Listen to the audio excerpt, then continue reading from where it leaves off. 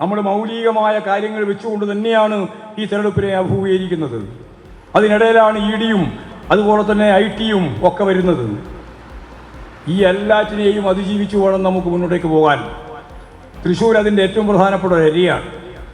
ഇവരെല്ലാം വളഞ്ഞു നിൽക്കുന്നത് ഈ കേരളത്തിൽ തന്നെ കേന്ദ്രം ഇപ്പോൾ കരിവണ്ണൂരിൻ്റെ പേര് പറഞ്ഞ്, ബാങ്ക് അക്കൗണ്ടിൻ്റെ പേര് പറഞ്ഞ് ഈ തൃശ്ശൂരാണ്. എനിക്ക് നല്ല ധാരണയുണ്ട് തൃശ്ശൂർ ഇതിനെല്ലാം കാട്ടിക്കൂട്ടുന്നത് വേറെ ഒന്നിനും വേണ്ടിയല്ല, സുരേഷ് ഗോപിയെ ജയിപ്പിക്കാനാണ്. പക്ഷേ സുരേഷ് ഗോപി മത്സരിക്കുമ്പോഴേ തോറ്റിരിക്കുന്നു എന്ന കാര്യം നമ്മൾ അറിഞ്ഞോ? നമസ്കാരം, ന്യൂസ് ആൻഡ് വ്യൂസിലേക്ക് സ്വാഗതം.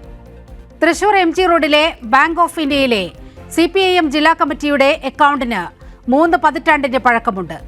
പാർട്ടിയുടെ വരവ് ചെലവ് കണക്കുകൾ ഓഡിറ്റ് ചെയ്ത് ആദായ നികുതി വകുപ്പിനും തെരഞ്ഞെടുപ്പ് കമ്മീഷനും സമർപ്പിച്ചിട്ടുള്ളതാണ്. ഇതെങ്ങനെ നിഗൂഢ അക്കൗണ്ടാകും എന്നാണ് CPIM ചോദിക്കുന്നത്. ഒരു നോട്ടീസ് പോലും നൽകാതെ ഇങ്ങനെ അക്കൗണ്ട് മരവിപ്പിക്കുന്നതിൽ കൃത്യമായ രാഷ്ട്രീയ ദുഷ്ടലാക്കുണ്ടെന്ന് CPIM ആരോപിക്കുകയാണ്. അതുകൊണ്ട് തന്നെ നിയമ നടപടിയിലേക്ക് പോകുകയാണ് CPIM. തൃശൂർ ഏത് വിധേനയും ജയിച്ചു കയറാൻ അവസാന വഴികളും തിരയുകയാണ് BJP. കരുവന്നൂർ ഉൾപ്പെടുന്ന പ്രദേശത്തേക്ക് പ്രധാനമന്ത്രിയെ കൊണ്ടുവന്ന് പൊതുയോഗം നടത്താനാണ് നിലവിലുള്ള ആലോചന. ഇതൊക്കെ കണ്ടുകൊണ്ട് CPIM രാഷ്ട്രീയം പറയുമ്പോൾ കേന്ദ്ര ഏജൻസികളുടെ ഏജന്റായി മാറുകയാണ് തൃശൂരിലെ കോൺഗ്രസ് നേതൃത്വം. അക്കൗണ്ട് മരവിപ്പിച്ചതിന് പിന്നിൽ എന്തെന്ന് പരിശോധിക്കുകയാണ് ന്യൂസ് ആൻഡ് വ്യൂസ്. ഈ ഘട്ടത്തിൽ അതിഥികളായി പങ്കെടുക്കുന്നത് CPIM പ്രതിനിധി അഡ്വക്കേറ്റ് K. അനിൽകുമാർ, കോൺഗ്രസ് പ്രതിനിധി അഡ്വക്കേറ്റ് വസന്ത് സിറിയക്,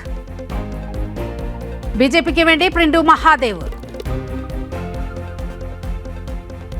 മുതിർന്ന മാധ്യമപ്രവർത്തകൻ M. ജയചന്ദ്രൻ. ആദ്യം അഡ്വക്കേറ്റ് K. അനിൽകുമാറിലേക്കാണ്. ശ്രീ അനിൽകുമാർ, കുറച്ച് സമയം മുമ്പാണ് CPIM തൃശൂർ ജില്ലാ കമ്മിറ്റി ജില്ലാ സെക്രട്ടേറിയറ്റിൻ്റെതായി ഒരു പ്രസ്താവന വന്നത്. അതിൽ 2 കാര്യങ്ങളാണ് CPIM ഊന്നിപ്പറയുന്നത്. ഒന്ന്, 3 പതിറ്റാണ്ടായി നിലനിൽക്കുന്ന അക്കൗണ്ടാണ് ഇത്. വളരെ കൃത്യമായി തെരഞ്ഞെടുപ്പ് കമ്മീഷനും ആദായ നികുതി വകുപ്പിനും വളരെ കൃത്യമായി കണക്കുകൾ സമർപ്പിച്ചിട്ടുമുണ്ട്. 2, ഒരു മുൻകൂർ നോട്ടീസ് ഇല്ലാതെ ഇങ്ങനെ ഒരു അക്കൗണ്ട് മരവിപ്പിക്കാൻ കഴിയുമോ? ഇതിൻ്റെ പിന്നിൽ വളരെ കൃത്യമായ രാഷ്ട്രീയ സമ്മർദ്ദം ഇൻകം ടാക്സ് ഡിപ്പാർട്ട്മെൻറ്റിന് മുന്നിൽ ഉണ്ടായി എന്നുള്ള 2 കാര്യങ്ങൾ ഊന്നി പറഞ്ഞുകൊണ്ടാണ് CPIMൻ്റെ സംസ്ഥാന സെക്രട്ടേറിയറ്റ് ജില്ലാ സെക്രട്ടേറിയറ്റ് ഇത്തരത്തിലൊരു പ്രസ്താവന പുറപ്പെടുവിച്ചിരിക്കുന്ന സാഹചര്യം വന്നത്. എന്താണ് ഈ ബാങ്കിൽ നടന്നത്?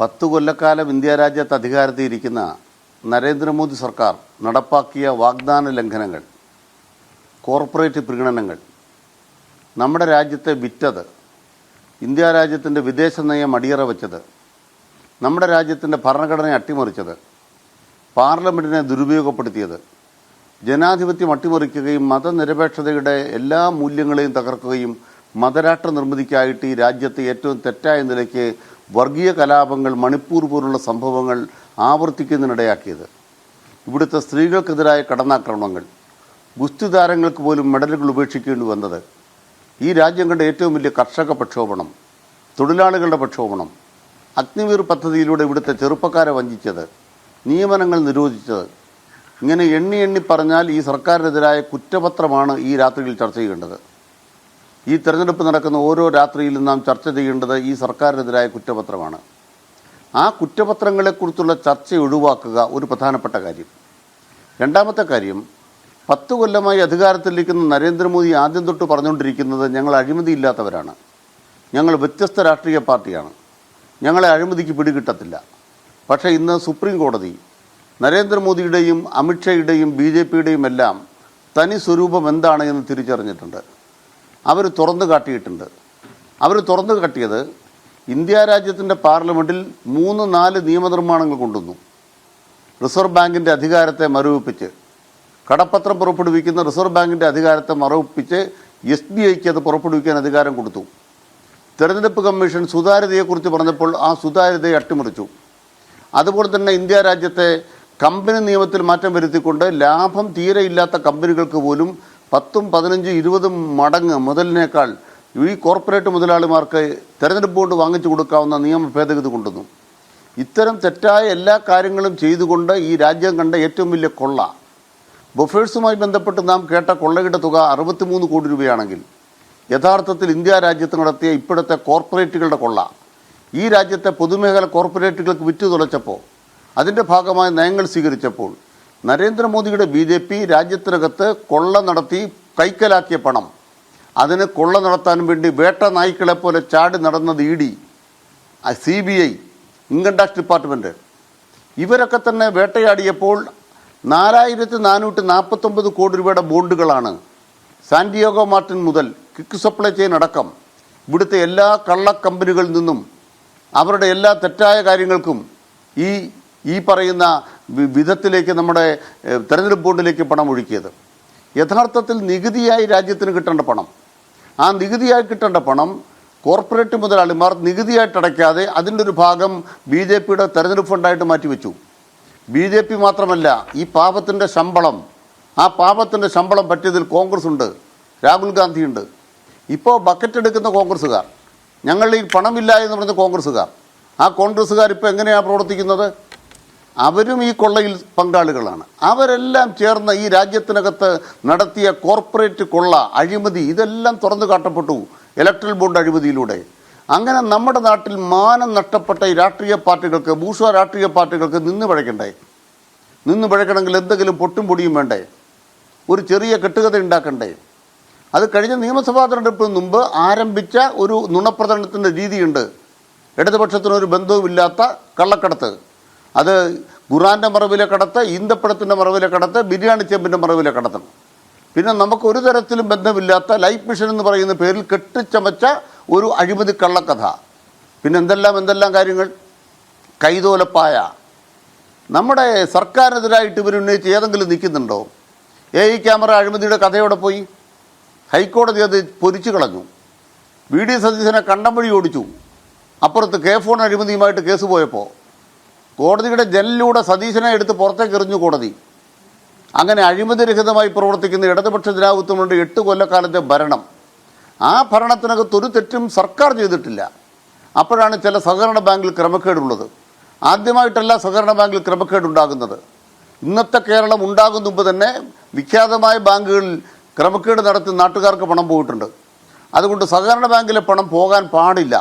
പിണറായി സർക്കാർ ഭരിക്കുമ്പോൾ കേരളത്തിലെ ഒരു സഹകരണ ബാങ്കിൽ ഒരു സഹകാരിക്കും പണം പോവില്ല. കരുവന്നൂരിൽ പണം നഷ്ടപ്പെടുന്ന വിധം തെറ്റായ നിലയ്ക്ക് സർക്കാരിൻ്റെ ഇടപെടലിൻ്റെ ഭാഗമായി ക്രൈംബ്രാഞ്ച് കേസെടുത്ത് അവർക്ക് പണം കൊടുക്കുന്നതിലേക്ക് എത്തുകയാണ്. അവിടെ 10-28 കേസുകളെടുത്ത് ക്രൈംബ്രാഞ്ച് പ്രതികളെ ജയിലിലടച്ചപ്പോൾ അഴിമതി നടത്തിയ ബാങ്കിൻ്റെ സെക്രട്ടറി അടക്കമുള്ള ആളുകൾ മാപ്പുസാക്ഷികളായി.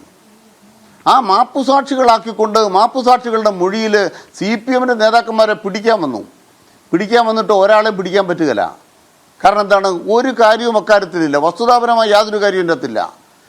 കരിവന്നൂരിൽ തന്നെ ബഹുമാനപ്പെട്ട ദേവൻ രാമേന്ദ്രൻ ചോദിച്ചു, കുറേ നാളായല്ലോ ഈ കരിവന്നൂർ പറഞ്ഞ് നിങ്ങൾ നടക്കുന്നു, ED നിങ്ങൾ ഇത്രയും കാലമായിട്ട് ഒന്നുമില്ലല്ലോ, നിങ്ങൾ യഥാർത്ഥത്തിൽ കരിവന്നൂരിൽ ഉണ്ട് എന്ന് പറയുന്ന കെട്ടുകഥകളല്ലാതെ മറ്റെന്ത്? ഹൈക്കോടതി ജഡ്ജി ചോദിച്ചിരിക്കുന്നു. അങ്ങനെ മാനം പോയ EDക്ക് ഈ തെരഞ്ഞെടുപ്പ് കാലത്ത് എന്തെങ്കിലും BJPയെ സേവിക്കണം. അതിന് CPMൻ്റെ 98 മുതൽ KK മാമക്കുട്ടി അവിടെ സെക്രട്ടറി ആയിരിക്കുന്ന കാലത്തുള്ള അക്കൗണ്ട് മുതൽ ഇങ്ങോട്ട് എടുത്തിട്ട് അവിടെ ശരിയല്ല ഇവിടെ ശരിയല്ല എന്ന് കെട്ടുകഥ ഉണ്ടാക്കുകയാണ്. ഒരു ശരിയല്ലായ്മയല്ല, നിയമപ്രകാരം നടക്കാവുന്ന കാര്യങ്ങളെ CPM ചെയ്യൂ. കരിവന്നൂരിൽ CPMന് രഹസ്യമായ അക്കൗണ്ടില്ല. അതുപോലെ തന്നെ ഇപ്പോൾ ബാങ്ക് ഓഫ് ഇന്ത്യയിലാണെങ്കിൽ CPMൻ്റെ ജില്ലാ കമ്മിറ്റിയുടെ അക്കൗണ്ട് ഇലക്ഷൻ കമ്മീഷൻ എഴുതി കൊടുത്തിട്ടുള്ളതും പരസ്യപ്പെടുത്തിയതുമാണ്. ഒരു കാര്യം പറയാൻ ആഗ്രഹിക്കുന്നു, CMRൽ നിന്നും ചെന്നിത്തല വാങ്ങിച്ചുകൊണ്ടുപോയ പണം ഇതുവരെ കോൺഗ്രസിൻ്റെ അക്കൗണ്ടിൽ എത്തിയിട്ടില്ല. അതിൻ്റെ കണക്ക് ഇലക്ഷൻ കമ്മീഷൻ ചെന്നിട്ടില്ല. ഉമ്മൻചാണ്ടി വാങ്ങിച്ചുകൊണ്ട് പണം അതൊന്നും എത്തിയിട്ടില്ല. അതെല്ലാം നിർമ്മല സീതാരാമൻ്റെ ഇൻകം ടാക്സ് ഡിപ്പാർട്ട്മെൻറ്റ് മാപ്പാക്കി കൊടുത്തു. പാവ ഉമ്മൻചാണ്ടി CMRൽ നിന്ന് കുറേ കള്ളപ്പണം കൊണ്ടുപോയതല്ലേ, ഞങ്ങൾ മാപ്പാക്കിയിരിക്കുന്നു. പിന്നെ രമേശ് ചെന്നിത്തല അതിനേക്കാൾ പാവം, ചെന്നിത്തലയ്ക്ക് മാപ്പ് കൊടുത്തു. പിന്നെ ആർക്കാ മാപ്പില്ലാത്തത്?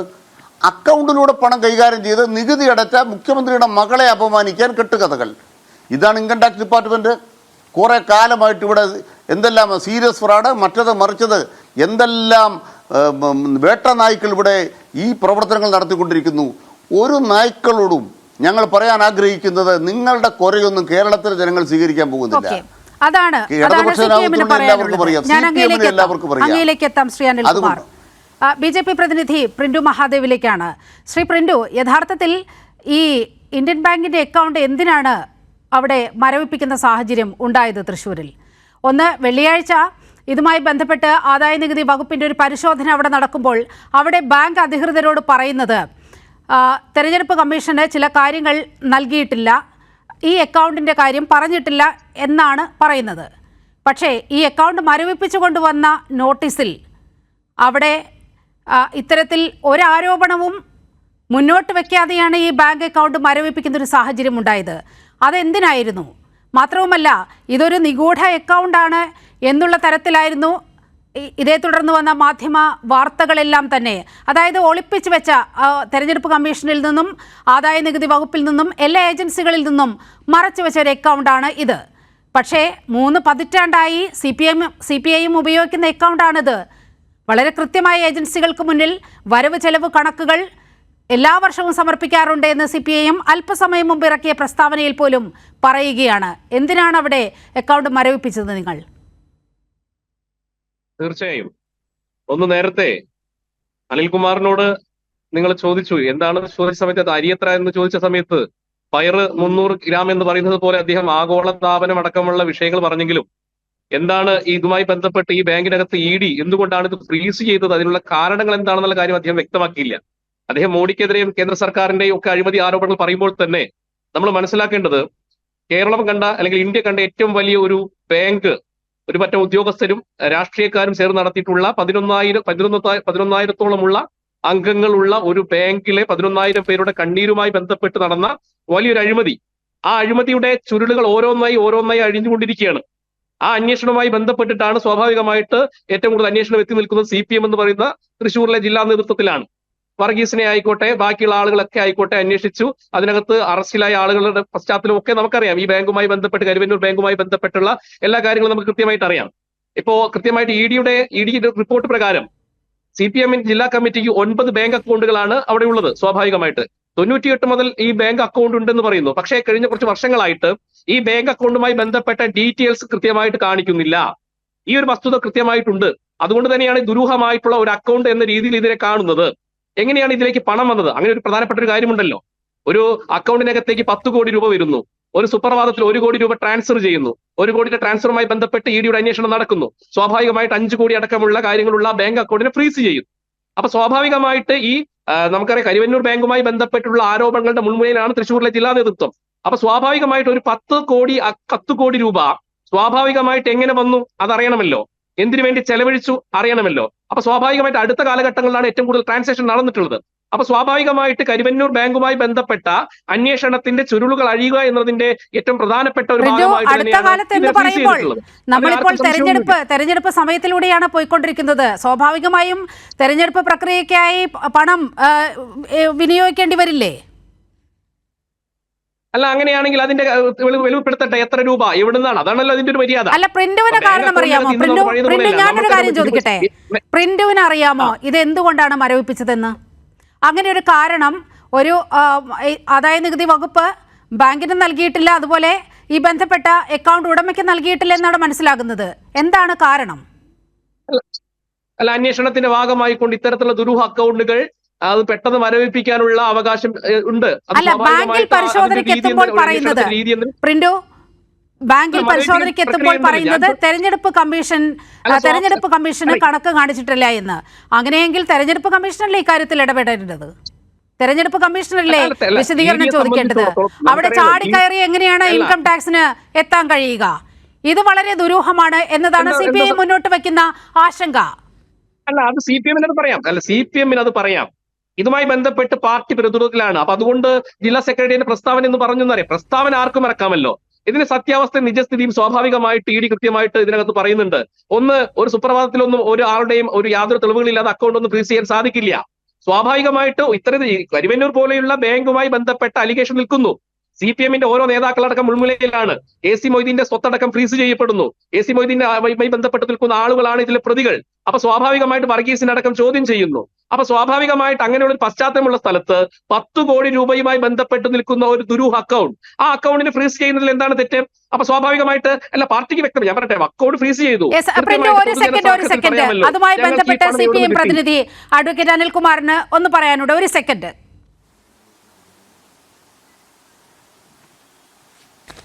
അല്ല, ED ഇതിൽ എന്ത് കടലാസം ഉള്ളത്? ആ പ്രിന്റ് എന്ന് പറഞ്ഞേ. ഇപ്പോൾ CPM-ന്റെ അക്കൗണ്ട് ED ആയിട്ട് എന്നാ ബന്ധം? ED എന്താ ചെയ്തിരിക്കുന്നത് അക്കൗണ്ടിൽ? ഒന്ന് പറഞ്ഞു തന്നെ എന്താന്ന്. അല്ല, ഇൻകം ടാക്സ് ED അല്ല. ഞാൻ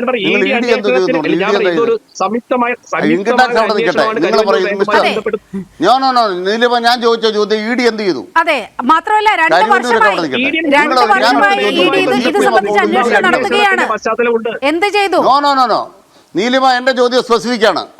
നീലിമ എന്റെ ചോദ്യം സ്പെസിഫിക് ആണ്. ഞാൻ വഴങ്ങാത്തൊരു കാര്യം ഉത്തരം പറയാം. കരിവന്നൂരുമായി ബന്ധപ്പെട്ട് ED അന്വേഷിക്കുന്നു. EDയും ഈ CPM-ന്റെ അക്കൗണ്ടിൽ ED എന്ത് നടപടി എടുത്തു? എനിക്കറിയണം. അല്ലല്ല, ഞാൻ കരിവന്നൂർ ചോദിച്ചില്ല. CPM-ന്റെ അക്കൗണ്ടിനെ സംബന്ധിച്ച EDയുടെ എന്ത് സ്റ്റെപ്പാ ഉള്ളത്? CPM-ന്റെ ബാങ്ക് ഓഫ് ഇന്ത്യയിലെ അക്കൗണ്ട് സംബന്ധിച്ച EDയുടെ എന്ത് സ്റ്റെപ്പ് എടുത്തു? അത് പറയൂ. ബാങ്ക് ഓഫ് ഇന്ത്യയിലെ CPM-ന്റെ അക്കൗണ്ട് വെച്ച് അക്കൗണ്ടുമായി ബന്ധപ്പെട്ട് ED ഇഷ്യൂ ചെയ്ത ഏത് കടലാസാണ് ഉള്ളത്? കൃത്യമായിട്ട് ഇൻകം ടാക്സ് ഡിപ്പാർട്ട്മെന്റും EDയുടെ ഞാൻ ചോദിക്കുന്ന ഒറ്റ ചോദ്യം, നിങ്ങൾ കൂട്ടിക്കുഴയ്ക്കണ്ട. നീലിമ ചോദ്യത്തിന് ഉത്തരം പറയാൻ സൗകര്യമുണ്ട് ചെയ്യാൻ പറ. നിങ്ങൾ ഒഴിഞ്ഞു പോകും. ബാങ്ക് ഓഫ് ഇന്ത്യയിലാണ്. ഞാനൊന്ന് പറയട്ടെ മാസ്റ്റർ. ബാങ്ക് ഓഫ് ഇന്ത്യയിലാണ് CPM ജില്ലാ കമ്മിറ്റിയുടെ അക്കൗണ്ട്. ഞാനൊന്ന് പറയട്ടെ സാർ. 98-ലാണ് അക്കൗണ്ട് തുടങ്ങിയത്. KK മാമക്കുട്ടിയായിരുന്നു സെക്രട്ടറി. 98-ൽ തുടങ്ങിയ അക്കൗണ്ട് ഇപ്പോഴും പാർട്ടി സെക്രട്ടറി കൈകാര്യം ചെയ്യുന്നു. എൻ്റെ ചോദ്യം, ED ഈ CPM-ന്റെ ബാങ്ക് ഓഫ് ഇന്ത്യയിലെ അക്കൗണ്ടുമായി ബന്ധപ്പെട്ട എന്ത് സ്റ്റെപ്പ് എടുത്തു എന്ന് പറയൂ ഈ ചർച്ചയിൽ. അല്ല, ഇതിനകത്ത് സ്വാഭാവികമായിട്ട് നമുക്കറിയാം ഈ പണം എങ്ങോട്ട് പോയി എന്നുള്ളൊരു പ്രധാനപ്പെട്ട കാര്യമുണ്ട്. 300 കോടി രൂപയുടെ അഴിമതിയാണ് സാർ. ആ 300 കോടി അഴിമതിയുമായി ബന്ധപ്പെട്ട് ED എന്തെടുത്തു എന്ന് ചോദിച്ചാൽ ഉത്തരം പറയൂ സാർ. അതിന് കാരണക്കാരായ ഞാൻ പറയട്ടെ സാർ, ED എന്ത് ചെയ്തു? CPM-ന്റെ ജില്ലാ നേതൃത്വം ED എന്ത് ചെയ്തു പറയാൻ അനുവദിക്കും. ഞാൻ ED എന്ത് ചെയ്തു എന്നാ ചോദ്യം. സ്റ്റേറ്റ് ചോദ്യമല്ലേ? സ്റ്റേറ്റ് ചോദ്യമല്ല, അതിന് ഉത്തരവില്ലല്ലോ. നിങ്ങൾ എന്തെങ്കിലും പറഞ്ഞു മിസ്റ്റർ? അല്ല സാർ, ഞാനൊന്ന് പറഞ്ഞിട്ട് ഒരു ബന്ധപ്പെട്ടില്ല. നിങ്ങൾ സ്റ്റേറ്റ് ആയിട്ട് പറയും. ED എന്ന് പറയുന്നത് എൻഫോഴ്സ്മെന്റ് ഡയറക്ടറേറ്റ് ആണ് കരുവന്നൂർ അന്വേഷിക്കുന്നത്. CPM-ന്റെ അക്കൗണ്ടുമായിട്ട് EDക്ക് ബന്ധമില്ല. CPM-ന്റെ അക്കൗണ്ടുമായി ബന്ധപ്പെട്ട ED എന്തെങ്കിലും നോട്ടീസ് ഇഷ്യൂ ചെയ്തോ? ചോദ്യം സാർ, വർഗീസ് ആരാണ്? AC മൊയ്തീൻ ആരാണ്? നിങ്ങളുടെ വർഗീസ് ആരാണ്? നിങ്ങൾ CPM-ന്റെ ജില്ലാ എന്റെ ചോദ്യം, CPM-ന്റെ അക്കൗണ്ടുമായി ബന്ധപ്പെട്ട് ED എന്തെങ്കിലും ചെയ്തോ? ഞാൻ എന്റെ ചോദ്യം ഇത്രയേ ഉള്ളൂ സാർ. വർഗീസ് ആരാണ്? CPM-ന്റെ അക്കൗണ്ടുമായി ബന്ധപ്പെട്ട ED എന്തെങ്കിലും സ്റ്റെപ്പ് എടുത്തോ? ഞാൻ ചോദിക്കട്ടെ, ആരുടെ പേരാണ് സാർ അക്കൗണ്ട് ഉള്ളത്? ഞാൻ ചോദിക്കുന്ന ചോദ്യം, വർഗീസ് ഒരു കേസിലും പ്രതിയല്ല. സഖാവ് സഖാവ് എം എം വർഗീസ് ഒരു കേസിലും പ്രതിയല്ല. പ്രതിയാകാനും പോകുന്നില്ല. ചോദ്യം ചെയ്തിട്ടുണ്ട് ED. എന്റെ ചോദ്യം ഇതാണ്, ED ചോദ്യം ചെയ്തിട്ടുണ്ടോ? ചർച്ച പങ്കെടുത്തിട്ട് LKG പഠിക്കുന്ന പിള്ളേരുടെ പോയി ചോദിക്കുക. LKG പഠിക്കുന്ന പിള്ളേരോട് പോയി ചോദിക്കുക. വേറെ പണി നോക്ക്. LKG പഠിക്കുന്ന പിള്ളേരോട് പോയി ചോദിക്കുക. CPM-ന്റെ തൃശ്ശൂർ സെക്രട്ടറി ആരാന്ന്. വേറെ പണി നോക്ക്.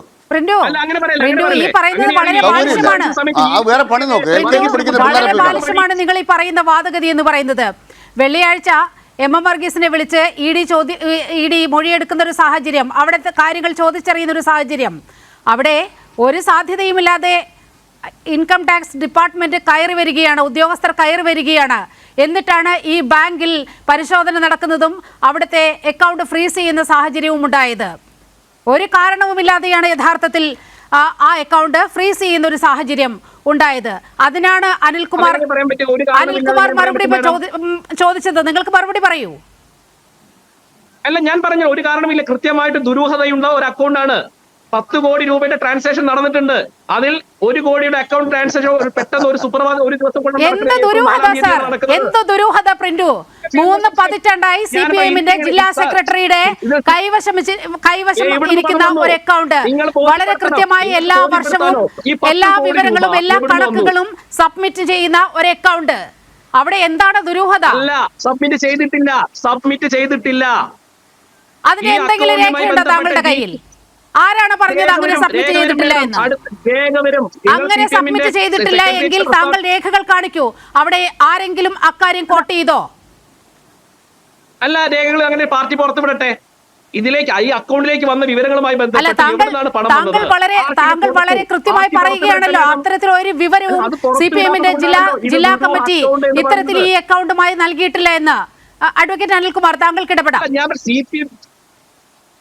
CPM-ന്റെ ഒരു ജില്ലാ സെക്രട്ടറി പ്രസ്താവന ഇവിടെ എന്താ വേണ്ടത്? ഞാൻ ചോദിക്കുന്ന ചോദ്യം, BJP-യുടെ ജില്ലാ കമ്മിറ്റിയുടെ അക്കൗണ്ടിലെ വരവെല്ലാം നിങ്ങൾ പുറത്തുവിട്. തൃശ്ശൂരിലെ തെരഞ്ഞെടുപ്പ് നടക്കുകയാണല്ലോ. BJP-യുടെ ജില്ലാ കമ്മിറ്റിയുടെ അക്കൗണ്ട് രഹസ്യ അക്കൗണ്ടാന്ന് ഞാൻ പറയാം.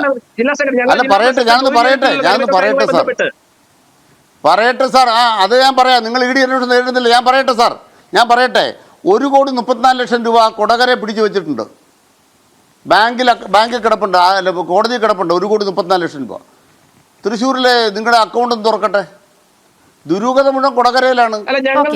പിന്നെ നമ്മുടെ സുരേന്ദ്രന്റെ ശബ്ദം കേട്ടില്ലേ? 25 ലക്ഷം രൂപ ആ CK ജാനുവിന് കൊടുക്കാൻ കൊണ്ടുകിടന്ന് ഉണ്ടുണ്ട്. ഞാൻ പറയാം, അതാണ് പറയുന്നത്. കൃത്യമായിട്ട് പറയാം. 1,34,00,000 രൂപ പിടിച്ചെടുത്തിട്ട് ബാലുഷാണോ 1,34,00,000 രൂപ അവിടെ കിടപ്പുണ്ട് തൃശ്ശൂർ കൊടകരയില്. എന്നിട്ട് ED-ക്ക് എഴുതി കൊടുത്തിരിക്കുക കേരള പോലീസ് 1000 പേജുള്ള കുറ്റപത്രം. ഞാൻ പറയട്ടെ സാർ, ഞാൻ എൻ്റെ കാര്യം ഒന്ന് പറയട്ടെ. എൻ്റെ കാര്യം പറയാം. ഒന്ന്, CPM-ന്റെ അക്കൗണ്ടിൽ നിയമത്തിന് നിരക്കാത്ത ഏതെങ്കിലും പണം വന്നെങ്കിൽ പണം വന്നു എന്ന് ആരോപിക്കുന്നവരാണ് വെളിപ്പെടുത്തേണ്ടത്. നിങ്ങളുടെ ഈ ED പോലുള്ള ഇൻകം ടാക്സ് ഡിപ്പാർട്ട്മെന്റ് പോലുള്ള നിങ്ങളുടെ നിർമ്മല സീതാരാമന്റെ ഒക്കെ ഭൂതഗണങ്ങളോട് ഞാൻ പറയുക. ഞാൻ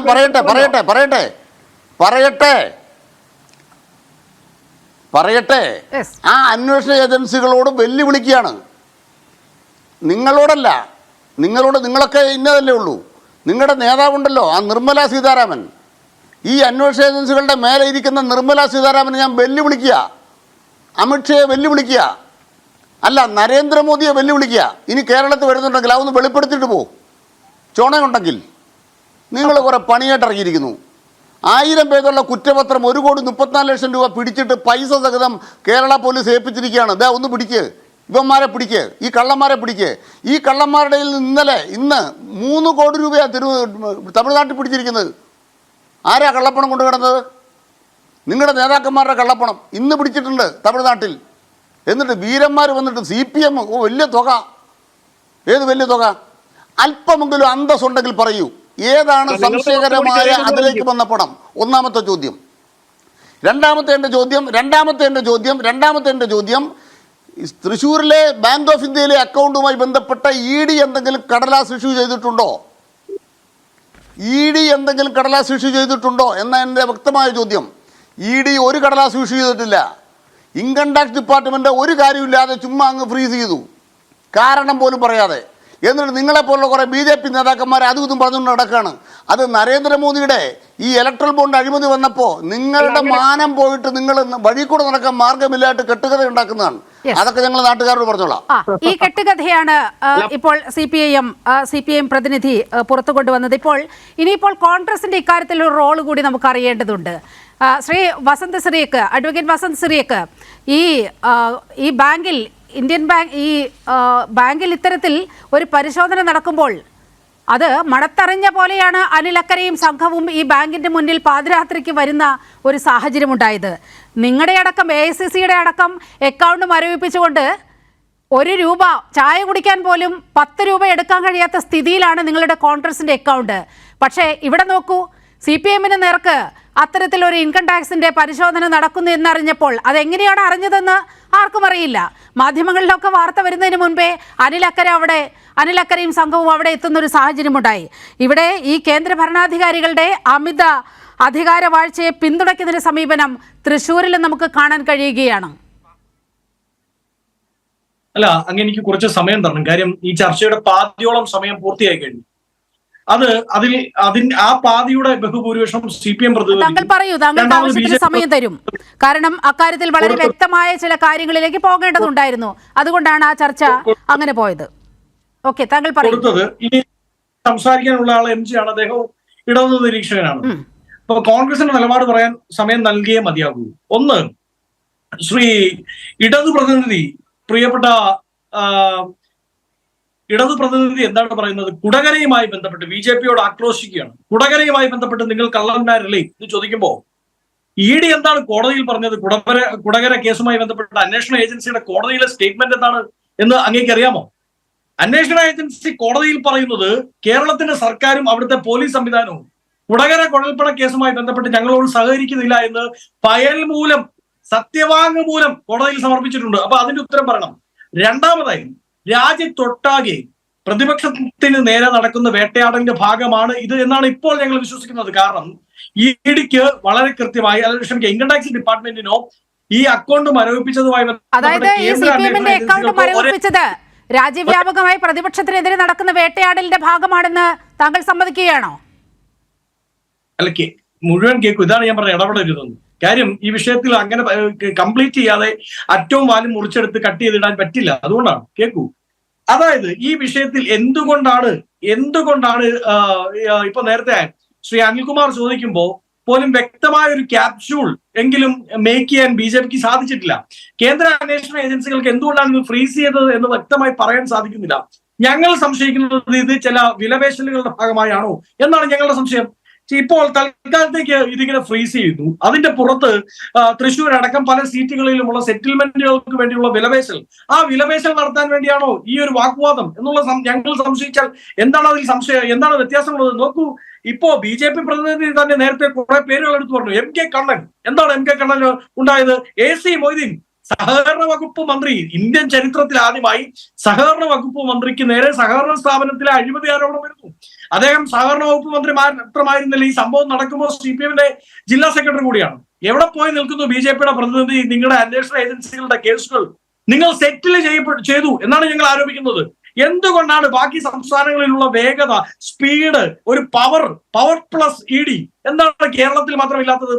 കേരളത്തിൽ മാത്രം നിങ്ങൾ ചില ഇപ്പൊ പിടിക്കാൻ പോകുന്നു, പുലിയെ ഞങ്ങൾ ഇപ്പൊ പിടിക്കുമേ എന്ന് പറയുന്നതല്ലാതെ ഒരു കേസിലെങ്കിലും ആരെയെങ്കിലും നിങ്ങൾ തൊട്ടിട്ടുണ്ടോ?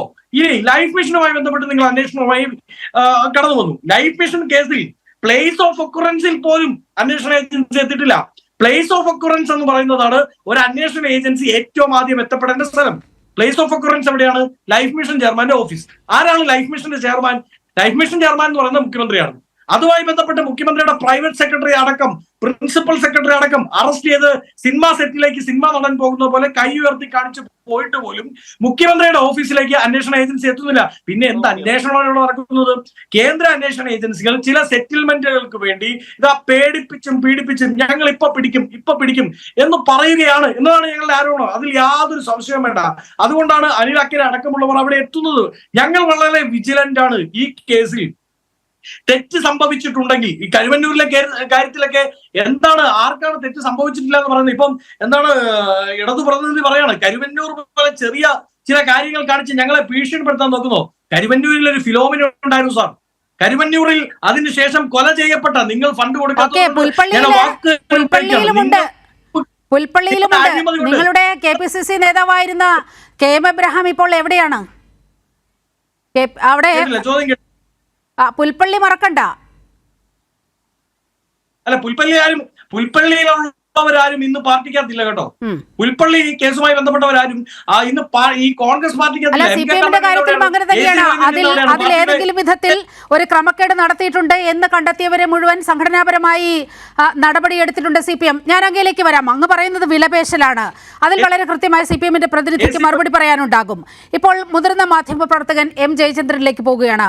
ശ്രീ M ജയചന്ദ്രൻ, നമുക്കറിയാം ഈ വാർത്തകൾ വരുന്ന ഒരു വഴി നമുക്ക് വളരെ കൃത്യമായി അറിയാം.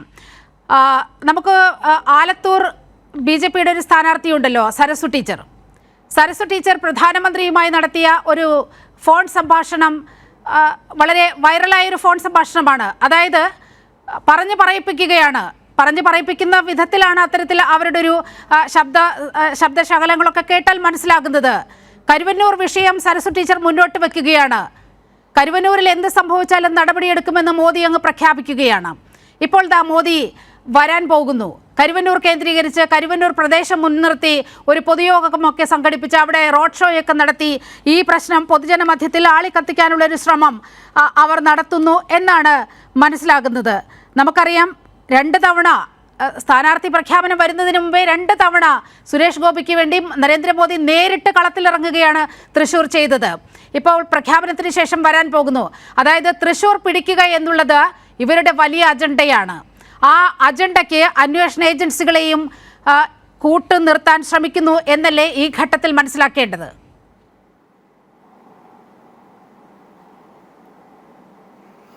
അതെ, ചില കാര്യങ്ങൾ ഇതിൻ്റെ അകത്ത് പറയേണ്ടതുണ്ട് നീലിമാണ്. അത് ഇപ്പോൾ ഈ കരുവന്നൂരിൻ്റെ കാര്യം തന്നെ പറഞ്ഞല്ലോ. ഈ ചർച്ചയിൽ BJP പ്രതിനിധിയായി പങ്കെടുത്ത പ്രിൻഡു മഹാദേവ് പറഞ്ഞത് 300 കോടി രൂപയുടെയാണ് അഴിമതിയാണ്, 300 കോടി രൂപയുടെ അഴിമതിയാണ് ഈ കരുവന്നൂർ കേസിൽ എന്നാണ് പറഞ്ഞത്.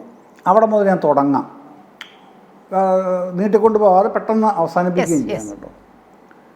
2023 നവംബർ 1-ാം തീയതിയാണ് എൻഫോഴ്സ്മെൻറ്റ് ഡയറക്ടറേറ്റ് 12,000 പേജുള്ള കുറ്റപത്രം കരുവന്നൂർ കേസിൽ കോടതിയിൽ സമർപ്പിച്ചത്. അത് ശ്രീ പ്രിൻഡു ഒന്ന് ഓർക്കണം കേട്ടോ. 12,000 പേജാണ് കുറ്റപത്രം, 55 പേരാണ് പ്രതികൾ.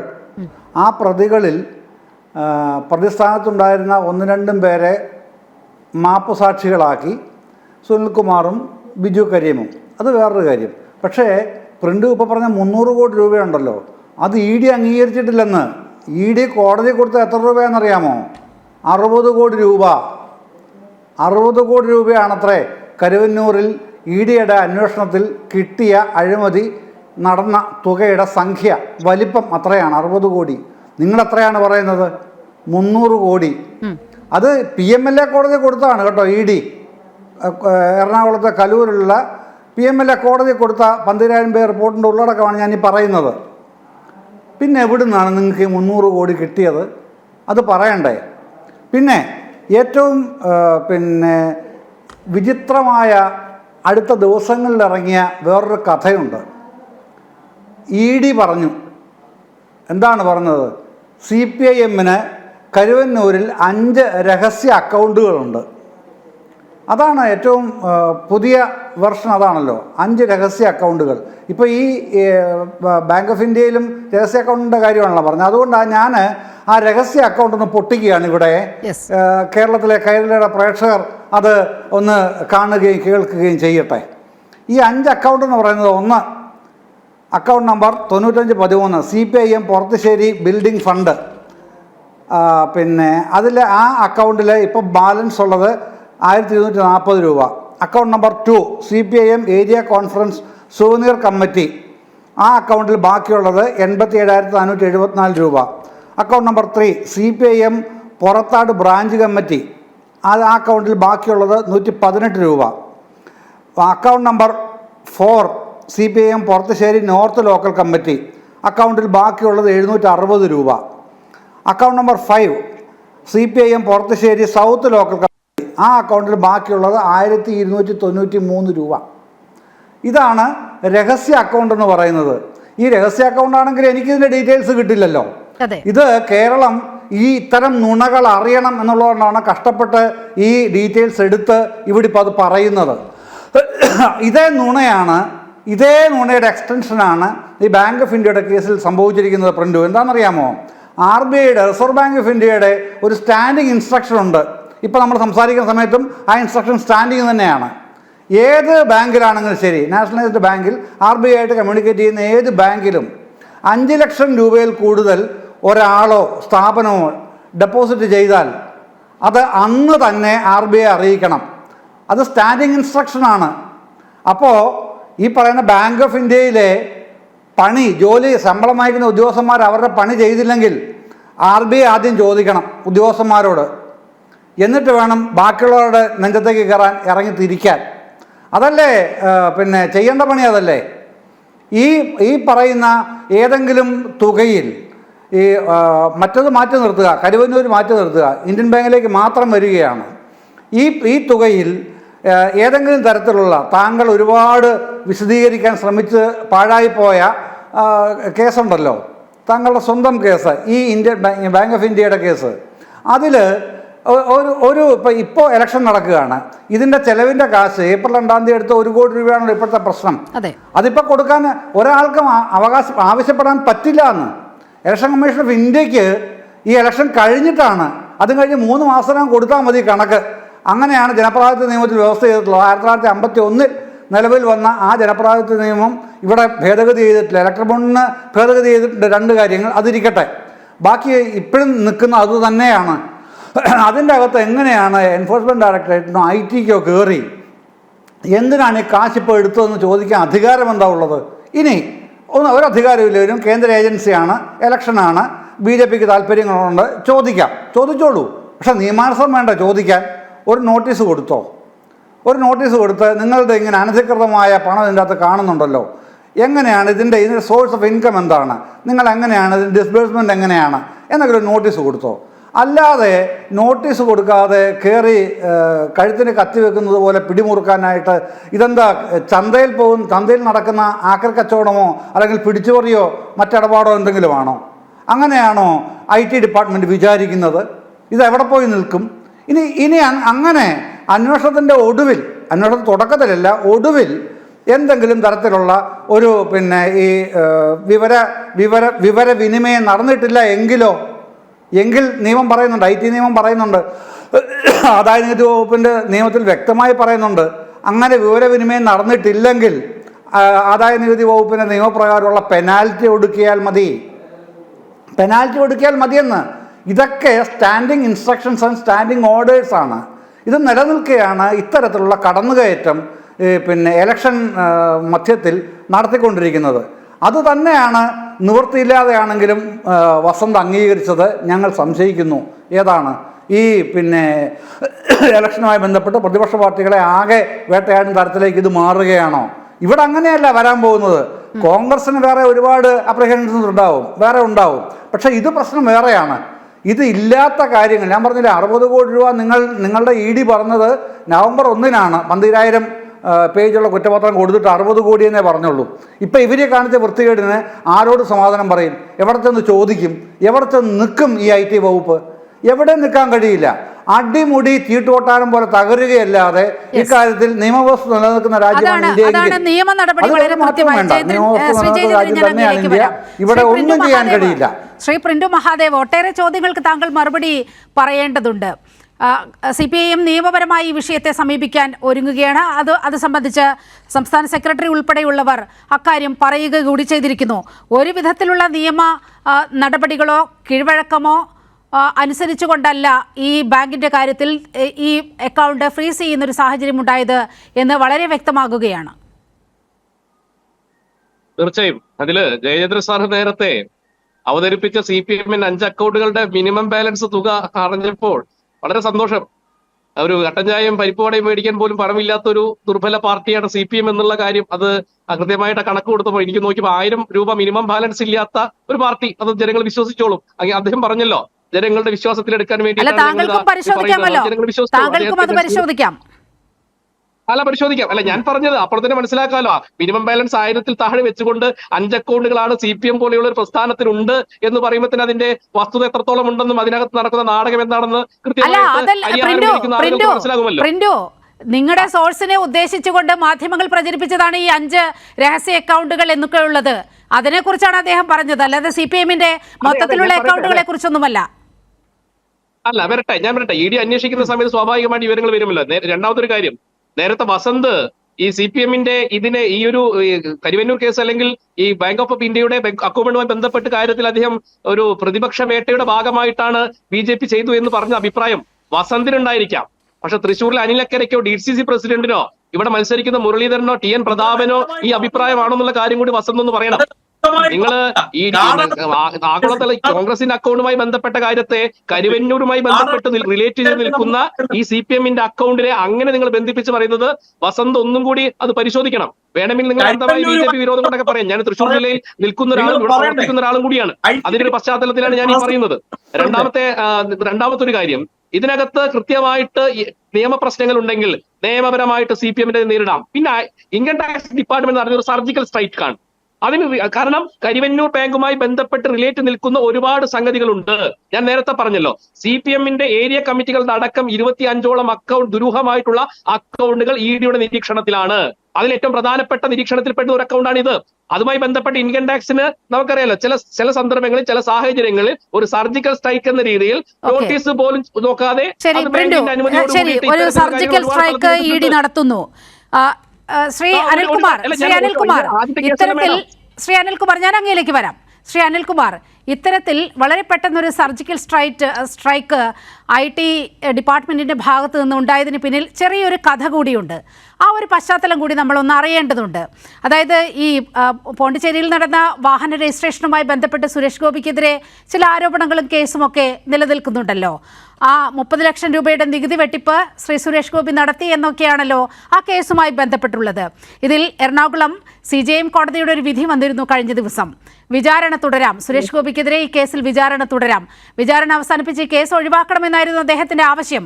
പക്ഷേ കോടതി അത് നിരാകരിക്കുകയും വിചാരണ തുടരാം എന്നുള്ള ഒരു ഉത്തരവ് പുറപ്പെടുവിക്കുകയും ചെയ്തു.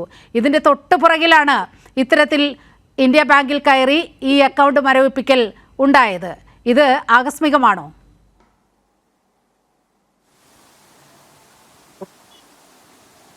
ഈ സർജിക്കൽ സ്ട്രൈക്ക് എന്നൊരു വാക്ക് എവിടെയോ കേട്ട് മറന്നുപോയല്ലോ. അതെ, നമ്മുടെ ഈ പുൽവാമയിലെ പട്ടാളക്കാർക്ക് അവരെ കൊണ്ടുപോകുന്നതിന് സുരക്ഷിതത്വമാണ് എന്ന് പറഞ്ഞു. അത് തന്നെയാ പറയുന്നത്. അവിടെ സത്യപാൽ മാലിക് തുറന്നു പറഞ്ഞു, അവരെ അങ്ങനെ വിമാനത്തിലൊന്നും കയറ്റി കൊണ്ടുപോകണ്ട, റോഡേ കൂടെ കൊണ്ടുപോയാൽ മതി. അങ്ങനെ റോഡേ കൂടെ കൊണ്ടുപോയപ്പോഴാണ് ആ 40 സൈനികന്മാർ ബലിയാടായി മാറിയത്, അവർ കൊല്ലപ്പെട്ടത്. പിന്നെ സർജിക്കൽ സ്ട്രൈക്ക് ചെയ്തൊക്കെ നരേന്ദ്രമോദി ചങ്ക് പിരിച്ചെങ്കിലും എവിടെയൊന്നും സംഭവിച്ചില്ല എന്നാണ്. അതിൻ്റെ ഒരു തെളിവുകളും നാളെ ഇതുവരെ പുറത്തു വന്നിട്ടില്ല. പാകിസ്ഥാൻ്റെ ആരെങ്കിലും കൊല്ലപ്പെട്ടോ? ഇനി പാകിസ്ഥാൻ്റെ ഭൂമിയിലാണോ അത് നടന്നത്? ഇതുവരെ ഒരു വസ്തുതയും പുറത്തു വന്നിട്ടില്ല എന്ന് സത്യപാൽ മാലിക് BJPയുടെ ദേശീയ വൈസ് പ്രസിഡൻ്റാണ്. അദ്ദേഹം അവിടുത്തെ ഗവർണറായിരുന്നു, ഇപ്പോഴും BJPക്കാരനാണ്. നിങ്ങളത് ഈ സർജിക്കൽ സ്ട്രൈക്ക് എന്നൊക്കെ പറഞ്ഞാൽ അത് അവിടെ നരേന്ദ്രമോദിയുടെ കള്ളമെന്നും എന്നെ വിചാരിച്ചാൽ മതി. രാജ്യസുരക്ഷയുടെ കാര്യത്തിൽ കള്ളം പറയുന്ന ഒരു നിലപാട് സ്വീകരിക്കുന്നവരോട് ഞങ്ങൾ സർജിക്കൽ സ്ട്രൈക്ക് എന്നൊക്കെ പറഞ്ഞാൽ കൈവച്ചാൽ മതി. ഈ ഇൻകം ടാക്സ് നിയമത്തിൻ്റെ ഏത് വകുപ്പ് പ്രകാരമാണ് സർജിക്കൽ സ്ട്രൈക്ക്? നരേന്ദ്രമോദി വേറെ നിയമം ഉണ്ടാക്കിയിട്ടുണ്ടോ? നിങ്ങളുടെ പാർലമെൻറ്റ് വേറെയാണോ? ഞാൻ ഇൻകം ടാക്സ് വകുപ്പിൻ്റെ ഏത് വകുപ്പിലെ സർജിക്കൽ സ്ട്രൈക്ക് എന്ന് പറയുന്നത്? ചുമ്മാ ചർച്ചയെ വന്നിട്ട് വാട്സപ്പിൽ ആരെങ്കിലും ഇട്ട് തന്നാണ് സർജിക്കൽ സ്ട്രൈക്ക്. അതുമായിട്ട് ഇങ്ങ് പോരരുത്. അങ്ങനൊരു വകുപ്പില്ല. ഇൻകം ടാക്സുകാർ പ്രവർത്തിക്കണമെങ്കിൽ നിയമപ്രകാരം പ്രവർത്തിക്കാൻ പറ്റൂ. ഞാൻ പറയട്ടെ, അങ്ങനെ വേണേൽ നോട്ടീസ് കൊടുക്കണ്ടേ? നിങ്ങൾ CPM-ന് നോട്ടീസ് തന്നോ? നിങ്ങളുടെ അക്കൗണ്ടിലെ ഇന്ന ഇടപാടുകൾ നിങ്ങൾ ശരിയാവണ്ണമല്ല, നിങ്ങൾ നോട്ടീസ് തന്നോ? നോട്ടീസ് തരാതെ സർജിക്കൽ സ്ട്രൈക്ക് എന്താ? അതാണ് തെരഞ്ഞെടുപ്പുമായി ബന്ധപ്പെടുന്നത്. ഒരു നോട്ടീസും തരാതെ എന്നിട്ട് പറയുകയാണ് ED അവിടെ പോയി, ED ഇവിടെ പോയി. ED എവിടെയാണ്? എന്ത് ED? ഒരു കാര്യം വ്യക്തമാക്കാം, ബാങ്ക് ഓഫ് ഇന്ത്യയിലെ CPM അക്കൗണ്ട് ED ആയിട്ടൊരു ബന്ധമില്ല. ഈ സ്ട്രൈക്ക്, സർജിക്കൽ സ്ട്രൈക്ക് എന്ന് പറയുന്നത് നിയമത്തിൽ പറയുന്ന കാര്യമല്ല. നിയമത്തിൽ പറയാത്ത കാര്യമാണ് നരേന്ദ്രമോദി നടത്തിയത്.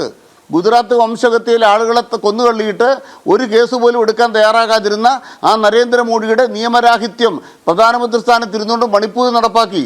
അതേ നിയമരാഹിത്യം തൃശ്ശൂർ നടപ്പാക്കാൻ വരുന്നു, അതേ നിയമരാഹിത്യം കേരളത്തിൽ നടപ്പാക്കാൻ വരുന്നു.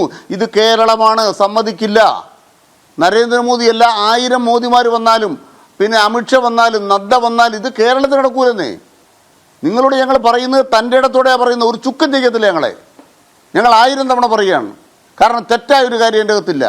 പിന്നെ നിങ്ങൾ ചില ദുരൂഹതകൾ ഉണ്ടാക്കാൻ നോക്കും. ഒരു ദുരൂഹതയില്ല. ഇവിടെ ബഹുമാനപ്പെട്ട ജയേന്ദ്ര സാർ പറഞ്ഞപ്പോഴത്തേക്കും അവിടുത്തെ അക്കൗണ്ടുകളെ കുറിച്ച് പറഞ്ഞു. ഉടനെ CPM-നെ പരിഹസിക്കുകയാണ്. അവിടുത്തെ ഒരു സൊവനീർ കമ്മിറ്റി സൊവനീർ അടിച്ചതിന് കിട്ടുന്ന കാശ് എത്രയാണ്? ചിലപ്പോൾ 2 ലക്ഷം രൂപയായിരിക്കും, ചിലപ്പോൾ 3 ലക്ഷം രൂപയായിരിക്കും. അതിന് 87,000 രൂപ മിച്ചമുണ്ടെന്ന് പറയുന്ന മഹാകാര്യമാണോ? പിന്നെ അവിടുത്തെ ഒരു ലോക്കൽ കമ്പനിയുടെ അക്കൗണ്ടിൽ 1000 രൂപ 2000 രൂപ മിച്ചം വന്ന് കാണും. CPM എന്ന് പറയുന്ന രക്തസാക്ഷികൾക്ക് എല്ലാ മാസം വീട്ടിൽ പണം കൊടുക്കുന്ന, ആ കുടുംബത്തിന് പണം കൊടുക്കുന്ന ഒരു പാർട്ടിയാണ് കേട്ടോ. നിങ്ങൾ CPM-നെ കുറിച്ച് മനസ്സിലാക്കണം. ഈ CPM-ന് വേണ്ടി ആദ്യകാല പ്രവർത്തകരായി ഞാൻ പറയട്ടെ സാർ, ആ രക്തസാക്ഷി കുടുംബങ്ങൾക്ക് ഞങ്ങൾ പണം പിരിച്ചിട്ട് അത് ഫണ്ടാക്കി ഇട്ടിട്ട് ആ വീടുകളിൽ പണം കൊടുക്കും. വിഷുവിന് പണം കൊടുക്കും, ഓണത്തിന് പണം കൊടുക്കും, എല്ലാ മാസവും പണം കൊടുക്കും. ആ കുടുംബങ്ങളെ സംരക്ഷിക്കുന്നു. ഞങ്ങളുടെ രീതി അങ്ങനെയാണ്. അതിന് പാർട്ടിക്ക് ഫണ്ടുണ്ട്.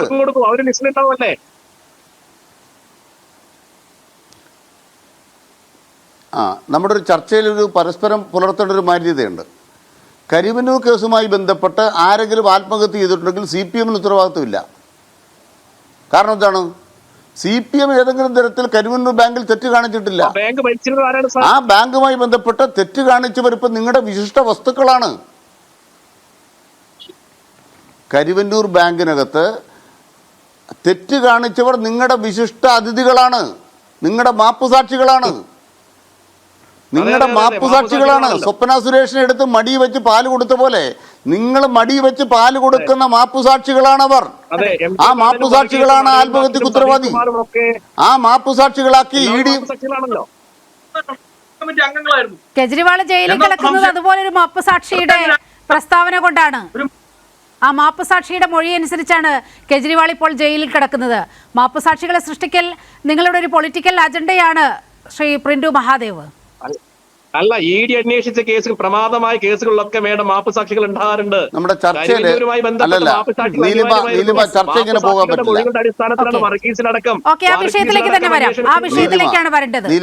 ചർച്ചയില് ഇവർ കരുവന്നൂരുമായി ബന്ധപ്പെടുത്തിയാണല്ലോ കാര്യങ്ങളെ കാണുന്നത്. ചർച്ചയിൽ ഒരാൾ പങ്കെടുക്കും, ബാക്കിയുള്ളവർ കേട്ടോണ്ടിരിക്കണം.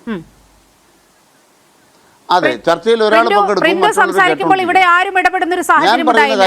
ദയവേത് ആ ചർച്ചയുടെ ഒരു മാന്യത പുലർത്തിക്കൊണ്ട് പോകണം പ്ലീസ്. ഞാൻ പറയുന്നത് കൃത്യമായിട്ട് പറയുന്നു. കരിവന്നൂരിൽ CPM തലകുരിക്കാൻ ഇല്ലാത്തതിന് കാരണം എന്താ? കരിവന്നൂരിൽ ക്രൈംബ്രാഞ്ച് കേസെടുത്തോ? യഥാർത്ഥ കുറ്റവാളികളെ ജയിലിലടച്ചോ? ഞങ്ങൾ കണ്ടെത്തിയ പ്രതിയല്ലാതെ ഒരു പ്രതിയായി പുതുതായിട്ട് ED കണ്ടെത്തിയോ? ഞാൻ ഈ ചർച്ചയിൽ ഇന്ന് വെല്ലുവിളിക്കുന്നു. 2 കൊല്ലമായിട്ടുള്ള ED എന്ന് പറഞ്ഞ് നടക്കുന്നു കരിവന്നൂരിൽ.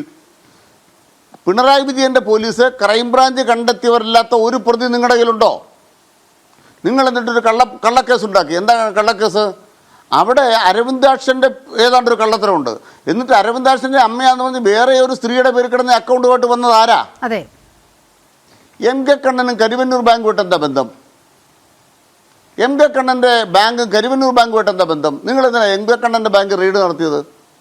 ഇവിടെ കോൺഗ്രസിൻ്റെ പ്രവൃത്തി പറയുന്നത് എന്താണെന്നറിയാമോ? അയ്യോ, ഞങ്ങൾ എന്താണ് AC മൊയ്തീൻ മന്ത്രിയായിരുന്നു, മന്ത്രി പ്രതിയാണ്. ഒരു മന്ത്രി പ്രതിയല്ല കേട്ടോ. AC മൊയ്തീൻ്റെ സ്വന്തം പേരിൽ അദ്ദേഹത്തിന് MLA നിലയ്ക്ക് കിട്ടിയ പെൻഷൻ അടക്കമുള്ള ശമ്പളം അടക്കമുള്ള കാര്യങ്ങൾ, മന്ത്രി എന്ന നിലയ്ക്ക് ശമ്പളം അടക്കമുള്ള കാര്യങ്ങൾ, ഭാര്യ ജോലിയിൽ നിന്ന് റിട്ടയർ ചെയ്തപ്പോൾ കിട്ടിയ അദ്ദേഹം അവരുടെ ഗ്രാറ്റുവിറ്റി അടക്കമുള്ള ആനുകൂല്യങ്ങൾ, അത് അക്കൗണ്ടിലേക്ക് ട്രാൻസ്ഫർ ചെയ്ത പണമേ അവിടെ ഉള്ളൂ. അത് കരിവന്നൂരല്ല.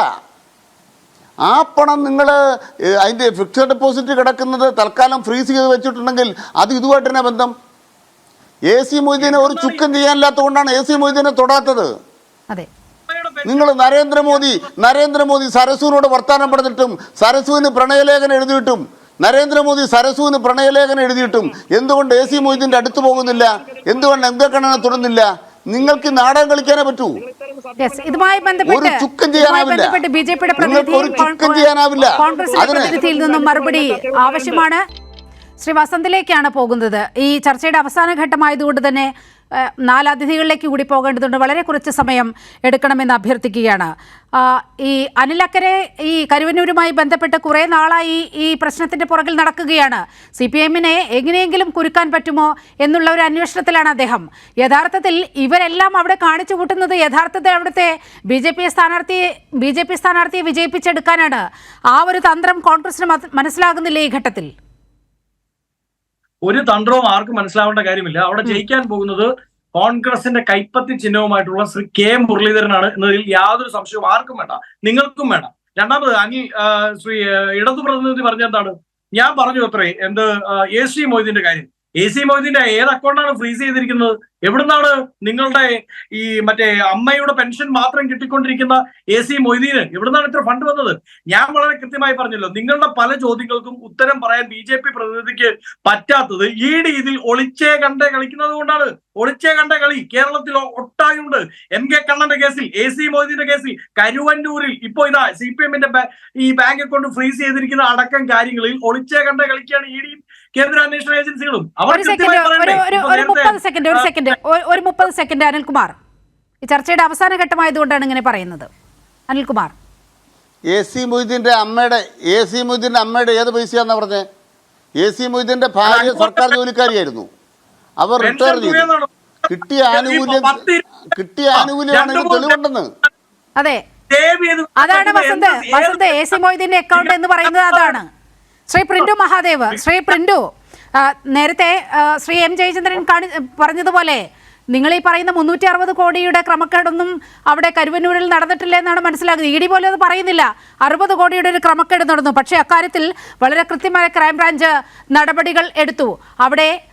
അവിടെ പലർക്കും പണം തിരികെ ലഭിക്കാത്തതിൻ്റെ ഒരു കാരണം എന്ന് പറയുന്നത് ED എടുത്തുകൊണ്ട് പോയ ഫയലുകൾ പലതും ക്രൈംബ്രാഞ്ചിന് തിരികെ നൽകുന്നില്ല. ആ അന്വേഷണം വഴിമുട്ടുന്നതിന്റെ ഒരു കാരണം എൻഫോഴ്സ്മെന്റ് ഡയറക്ടറേറ്റിന്റെ നടപടികൾ തന്നെയാണ്.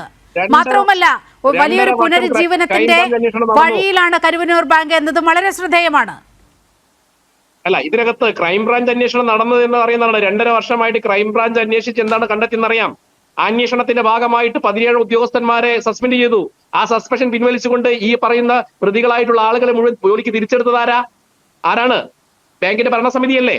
അപ്പൊ നോക്കൂ, നിങ്ങൾ ഇങ്ങനെ ഇത്തരത്തിലുള്ള അടിസ്ഥാനരഹിതമായ കാര്യങ്ങൾ പറഞ്ഞ് ന്യായീകരിച്ചാലൊന്നും ഈ പറയുന്ന കരിവന്നൂർ കേസുമായി ബന്ധപ്പെട്ടുള്ള നിങ്ങളുടെ ഈ അശുദ്ധമായ 2 വർഷമായി ED കരുവന്നൂരിലുണ്ട്, ഒന്നും നടന്നിട്ടില്ല.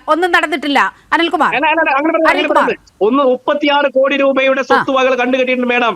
ഓരോ ആളുകൾ എത്ര രൂപയാണ് ഇതിനുമായി ബന്ധപ്പെട്ട് നടത്തിയിട്ടുള്ള അഴിമതി കഥകൾ കൃത്യമായിട്ട് ഓരോന്ന് കൊണ്ടുവന്നിട്ടുണ്ട്. ഇപ്പൊ നേരത്തെ നിങ്ങൾ പറഞ്ഞില്ലേ MK കണ്ണനും ഇവരുടെ പ്രതികളും തമ്മിൽ എന്താ ബന്ധമെന്ന്.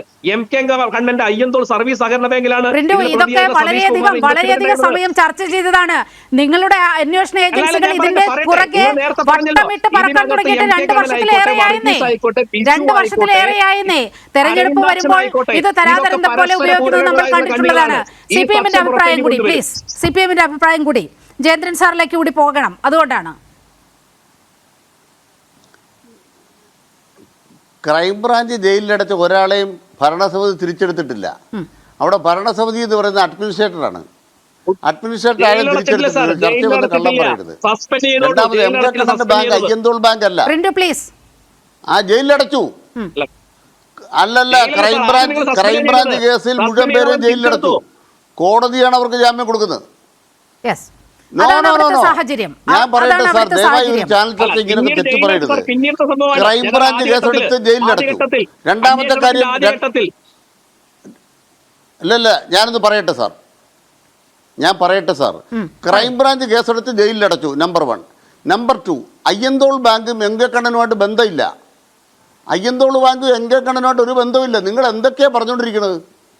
നിങ്ങൾക്ക് വാട്സപ്പിൽ ആരെങ്കിലും പറയുന്നുണ്ടെങ്കിൽ അതെല്ലാം ഒരു ചർച്ചയൊന്നും പറയരുത്, സ്വയം അവകാശമാക്കരുത്. അയ്യന്തോൾ ബാങ്ക് MK കണ്ണനുമായിട്ടാണ് ബന്ധം. MK കണ്ണൻ തൃശ്ശൂർ ബാങ്കിലാണ്. നിങ്ങൾ ദയവായിട്ട് ഇങ്ങനെ അവകാശമാക്കരുത് സ്വയം. എന്തെങ്കിലും പറയുക. തൃശ്ശൂർ ബാങ്കിൽ എന്താ ഉള്ളത്? തൃശ്ശൂർ ബാങ്കിൽ എന്താ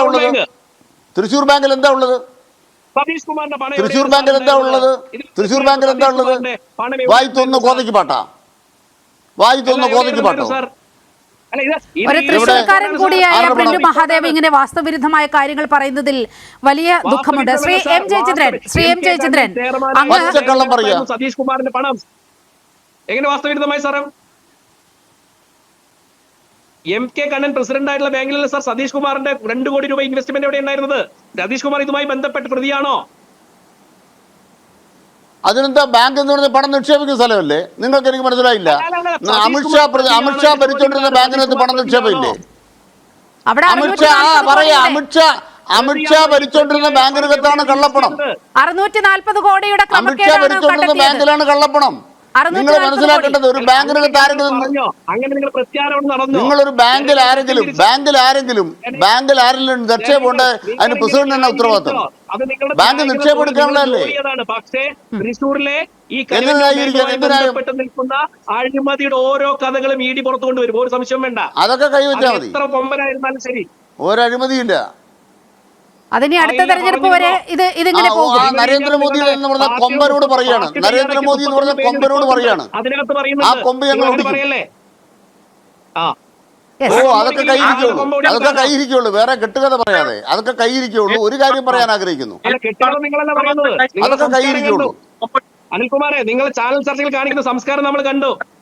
കുറച്ചുകൂടെ മാന്യമായിട്ട് സംസാരിക്കൂ. ഓക്കെ പ്രിന്റു, ഇത് വ്യക്തിപരമായ ഒരു ഏറ്റുമുട്ടലിനുള്ള ഒരു സ്പേസ് അല്ല.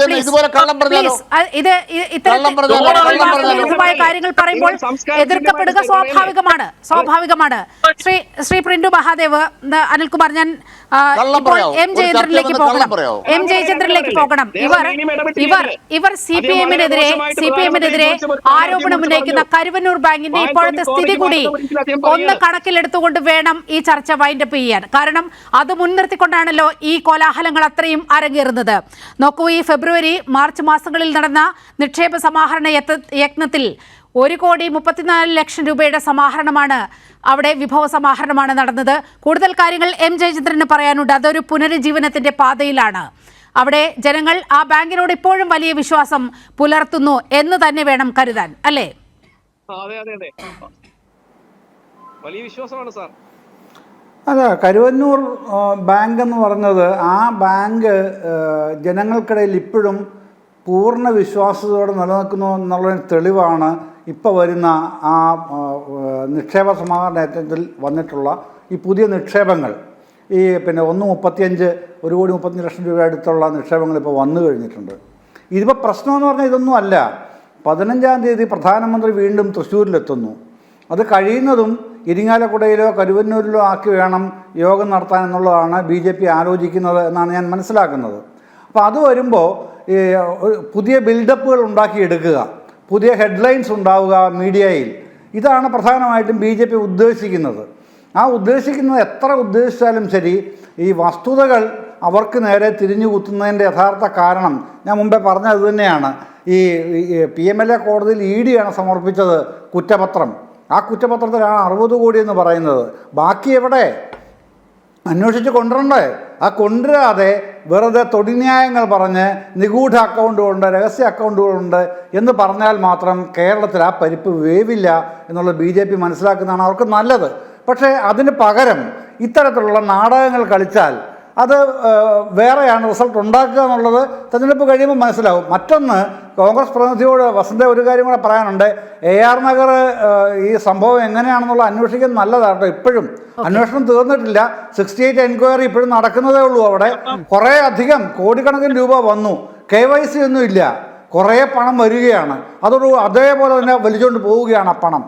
അതിപ്പോൾ 68 എൻക്വയറി ഇപ്പോഴും നടക്കുക AR നഗർ ബാങ്കിലെ മലപ്പുറത്ത്. അത് പ്രശ്നമാണ് ഇപ്പോഴും എന്നുള്ളത് മനസ്സിലാക്കണം. IT അവിടെ എന്താണ് ചെയ്യുന്നത് എന്നുള്ളത് പ്രിന്റു അന്വേഷിച്ച് നോക്കൂ എന്താണെന്നുള്ളത്. കേട്ടോ? അതാണ് എനിക്ക് ഇതുമായി ബന്ധപ്പെട്ട് AR നഗർ നിങ്ങളുടെ മുന്നണിയുടെ വലിയ ഘടകകക്ഷിക്ക് വലിയ സ്വാധീനമുള്ള ബാങ്കാണ്. അവിടെയും എന്താണ് നടക്കുന്നത് എന്ന് വളരെ കൃത്യമായി അന്വേഷിക്കൂ. തിരിച്ചു കയറാനാകാത്ത വിധത്തിൽ AR ബാങ്ക് വലിയ പ്രതിസന്ധി നേരിടുന്നു എന്നാണ് പറയുന്നത്. അവിടെയാണ് കരുവന്നൂർ ബാങ്ക് വളരെ കൃത്യമായി അത് പുനരുജ്ജീവനത്തിന്റെ പാതയിലേക്ക് വരികയും പുതിയ നിക്ഷേപകരെ കണ്ടെത്തിക്കൊണ്ട് അത് സുഗമമായ രീതിയിൽ അതിൻ്റെ പ്രവർത്തനം മുന്നോട്ട് പോകാനുള്ള വഴിയും ഒരുങ്ങുന്നത്. ന്യൂസ് ആൻഡ് വ്യൂസ് ചർച്ച ചെയ്തത് CPIM തൃശ്ശൂർ ജില്ലാ കമ്മിറ്റിയുടെ അക്കൗണ്ട് മരവിപ്പിച്ചതിന് പിന്നിൽ എന്താണ്, അതിൻ്റെ രാഷ്ട്രീയ ലക്ഷ്യം എന്താണ് എന്നാണ് ഈ 1 മണിക്കൂർ ന്യൂസ് ആൻഡ് വ്യൂസ് ചർച്ച ചെയ്തത്. ഈ ചർച്ചയിൽ പങ്കെടുത്ത എല്ലാ അതിഥികൾക്കും വളരെയധികം നന്ദി.